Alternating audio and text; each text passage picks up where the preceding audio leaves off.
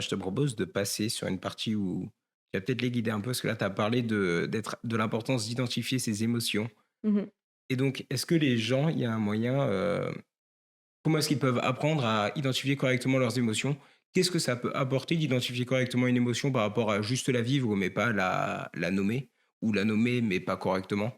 Par exemple, parce que là, on rejoint un peu les concepts d'intelligence émotionnelle, je vais les définir aussi parce que je crois que ça a l'air d'être un puits aussi, Ouais. Mais oui, donc voilà, cette idée que, par exemple, si, j'ai l'impression que je ressens de la colère alors que c'est de la frustration, est-ce que le fait de le nommer, d'un coup de ressentir et de dire que c'est de la colère, c'est de la frustration, ça va peut-être pas faire passer l'émotion? Est-ce que c'est pareil ou est-ce que c'est mieux si je dis que c'est de la frustration, même si au final, que j'appelle ça colère ou frustration, c'est la même expérience? Je sais pas si Mmh, tu vois là où je veux en venir? bon, bah, déjà, je vais commencer par définir, du coup, ça, l'intelligence émotionnelle. L'intelligence émotionnelle, heu, bah, ça correspond à la capacité, d'identifier, comprendre, verbaliser, exprimer ses émotions et aussi celles d'autrui et de se servir correctement de ces informations-là, pour guider nos comportements, pour, atteindre un objectif, donné, un objectif social ou peu importe. Donc c'est effectivement hyper large, comme, concept. Maintenant l'importance de correctement, étiqueter les émotions, qu'on reçoit, c'est que, personnellement je considère que, l'étiquette qu'on va attribuer, à, un ressenti, donné va grandement, affecter la façon dont on voit les choses, donc dont on voit, la façon dont on va percevoir ce qu'on ressent, mais aussi la façon dont on va percevoir la situation, le contexte, et forcément la façon, dont on va agir derrière. Alors, effectivement, donc c'est comme je le disais, c'est quelque chose, de en apparence, très simple, mais en fait, il y a des subtilités, qu'il faut prendre en compte, donc colère, frustration, hem, ce qui est enfin, alors bon, on fera une pause. Parce que toi, tu avais donné l'exemple de colère et frustration et Ouais. comment En on va gérer ça en du coup? gros, c'est par Mmh. exemple, je ressens une émotion. Peu importe ce que c'est l'émotion, je ressens quelque chose. Pour moi, j'attribue ça à de la colère. Mmh. D'accord? C'est quelque chose du coup d'un peu négatif, mais avec une motivation, enfin bref, de la colère. Je dis que c'est de la colère. Mais en réalité, c'était de la frustration. Enfin, ce serait mieux défini par frustration. C'est parce que je suis juste frustré parce que quelqu'un fait quelque chose que je voulais faire ou n'importe quoi, tu vois. Enfin, c'est de la frustration que je ressens. Est-ce que le fait de dire que c'était de la colère au lieu de la frustration, est-ce que ça va faire que du coup ça va changer mon expérience émotionnelle? Est-ce que du coup je vais pas ressentir l'émotion de la même façon en la nommant colère plutôt que frustration? Est-ce que si je la nomme correctement, elle va passer plus vite? Ou est-ce que en fait, peu importe comment je la nomme, je pourrais même appeler ça joie si mon concept de joie c'était ça et en fait il y a pas de problème, Je pense que, par exemple, cet exemple de colère et frustration, ça peut jouer un rôle dans l'attribution causale qu'on va faire.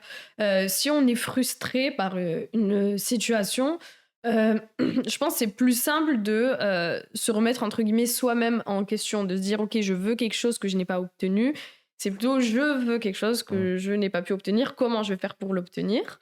Heu, alors que colère, on va plus avoir tendance, à, en vouloir à quelqu'un, en vouloir, au monde même, ça dépend de la Oui, c'est une situation. motivation à mettre vers Voilà l'extérieur. et du coup, on est plus, OK donc c'est à cause de telle chose, telle chose, telle chose que je n'ai pas ce que je veux et donc voilà. Alors que en soi, frustration, colère, ça se ressemble. Est-ce que l'un ne fait pas partie de l'autre, finalement? Mmh. Mais ça peut changer notre façon de percevoir les choses et du coup, qu'est-ce ce qu'on va faire après? Si je suis frustrée, je vais moins, je pense, avoir tendance à m'énerver, crier et aller, cracher ma haine à droite à gauche, quoi.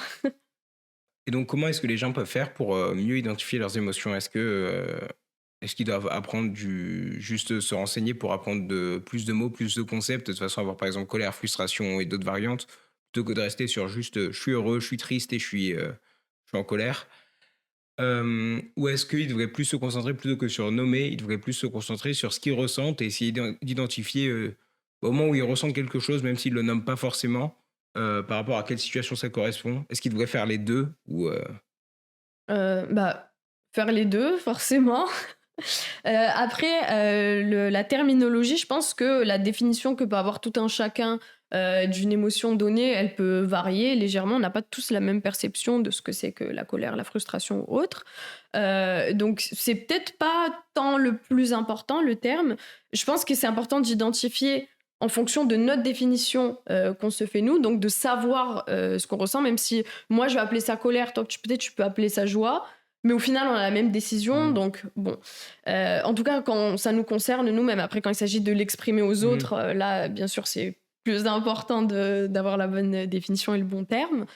Et sinon, je pense que oui, effectivement, le fait de comprendre déjà ce qu'on ressent exactement, pas forcément au sens de termes précis, mais comprendre nos réactions physiologiques, comprendre le contexte, comprendre ce qui fait dans la situation qu'on se sent comme ça, et quelles sont nos anticipations, nos peurs. Je pense que ça, c'est le plus essentiel et le plus dur.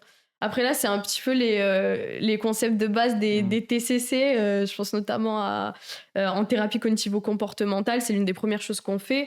On fait une analyse fonctionnelle. Donc pour une situation donnée, on a la situation, l'émotion ressentie et les pensées qui sont liées. Et du coup, bah là, je me suis sentie stressée. Pourquoi? Parce que, je sais pas, bah là, par exemple, je suis stressée parce que j'ai peur de dire n'importe Mmh. quoi et après de me retrouver sur internet et de regarder et de me dire: «Non mais qu'est-ce que tu racontes?» Et voilà, et après, du coup, derrière, on peut rationaliser ça et donc dédramatiser la situation, et aussi il y a le fameux «et si et alors?» Et même si ça arrive, est-ce que c'est si dramatique que ça? Et donc c'est tout ce processus qui va nous permettre de réévaluer, de faire une réévaluation cognitive, de la situation et des conséquences. Donc la TCC, c'est beaucoup être capable de reconnaître les pensées au moment où elles arrivent et de soit être capable de s'en détacher. Par exemple, on va avoir la pensée d'anxiété, la pensée de stress, toute la réaction physiologique qui va avec, mais on va essayer de couper au moment où c'est le passage à l'action. On va essayer de couper le cercle et de soit changer, l'action, c'est-à-dire, par exemple, si on était stressé, on allait peut-être refuser de faire quelque chose ou bloqué, on va essayer de changer l'action. Ou alors sinon, on va essayer de couper les pensées, c'est-à-dire de couper le cycle de pensée, de se dire: «Bon, bah, au final, justement, de relativiser, de mettre le truc en gros». Pour, réussir à force bah, soit à repérer les pensées dès qu'elles arrivent et aussi ultimement à juste les enlever, enfin les Bah, enlever, à aussi à les court-circuiter un peu, quoi. oui, exactement, c'est ça, ça nous permet, d'agir à différents niveaux, et bon, chaque personne, je pense que ça c'est à la personne et au thérapeute, de voir à quel niveau, ça serait le plus optimal, d'agir. Mais ça, après, en tout cas, dans le TCC, c'est hyper, varié, hyper, vaste. Faut faire une formation de 2 ans Mmh. pour pouvoir en faire. Mais en tout cas, à l'émergence des TCC, avec Beck, c'est vraiment l'un des premiers principes qui a été mis en lumière. Et est-ce que tu penses que du coup, il y a après j'ai pas envie de t'impliquer trop là-dedans, mais est-ce que tu penses qu'il y a un outil, quelque chose que les gens pourraient faire qui reprendrait un peu les principes de la TCC, mais qui pourraient faire chez eux, je sais pas, peut-être du journaling ou quelque chose comme ça, où juste les gens arrivent à du coup, à suivre leurs pensées ou à remarquer les narratifs, les choses comme ça, qui peuvent leur causer, leurs soucis?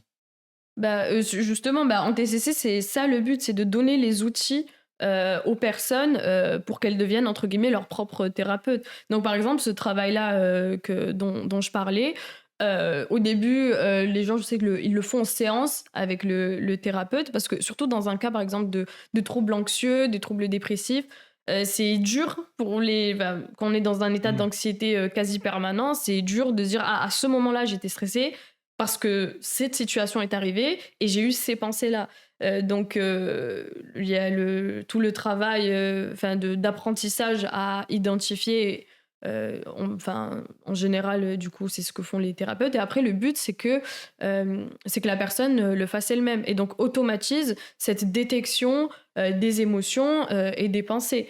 Et je pense, un bon exercice, tout simplement, c'est juste de faire ça, chez soi, même le soir après une journée, pas ouf, on peut juste faire le petit tableau, de Beck. Je pense que la fiche est disponible sur internet, hein, On essaiera de la et trouver, j'essaie de la mettre en description. et voilà, et dire, «Bon, aujourd'hui, je me suis sentie comme ci, donc comme ci, comme ça.